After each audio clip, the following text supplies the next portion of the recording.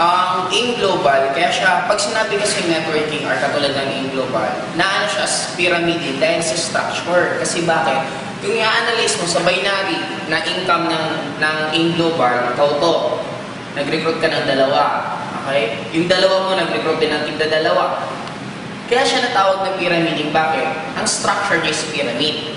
Pero kung i-analyze mo, lahat naman ng organization is pyramiding. Bakit? Sabihin mo na lang, imagine mo na lang to sa Armed Forces of the Philippines. This is the general, this is the colonel, this is the major. In short, pyramid din siya. School, principal, teacher, students. Pyramid din siya. Sabihin natin sa family tree, lolo, magulang, anak. In short, lahat naman siya pyramid. Kaya wala masama sa structure mismo pyramid.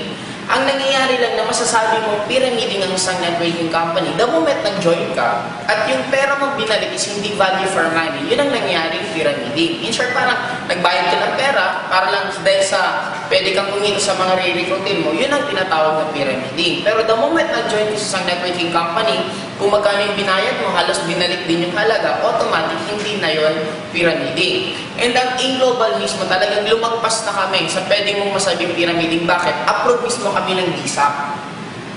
Pwede mo siyang i-search sa YouTube, Direct Selling Association of the Philippines. In short, ito yung isa na inaaralan nilang sa networking company kung talagang tatagal siya at talagang maganda kung well compensated yung mga distributor. Automatic, pag na-aprobahan ka nito, magiging ano ka as isa sa legal mismong networking company. And good enough po, we are the second na binary na na-aprobahan mismo ng DSAP. Ang tagal, ilang buwan, pinag-aralan ng DSAP kung talagang ma-aprobahan, and automatic na-aprobahan na rin tayo. And maliban doon, ang presidente mismo ng AIM Global last year, nabigyan siya ng 2010, top 10 Entrepreneur of the Year. Kumbaga, nabigyan siya ng award ng Entrepreneur Magazine na isa sa pinakamagaling na entrepreneur for the 2010. Kaya ganun kaganda ang AIM Global mismo. Maliban sa aprobado ka na ng DSAP, yung may-ari pa mismo talagang isa sa... Kumbaga, may mga nag-a-approve na mismo na talaga nagpapatunay na maganda yung networking company. Hindi lang sila ang nag-claim. Kumbaga, parang sa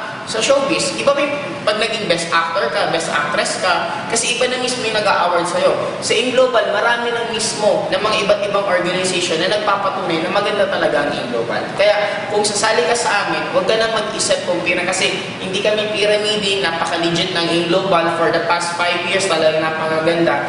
And actually, isa pa sa top 20,000 top taxpayer corporation ang AIM Global. Napakaligal natin lahat, kaya wala ka na dapat ipag-alala kung hindi, trabahuin mo na lang.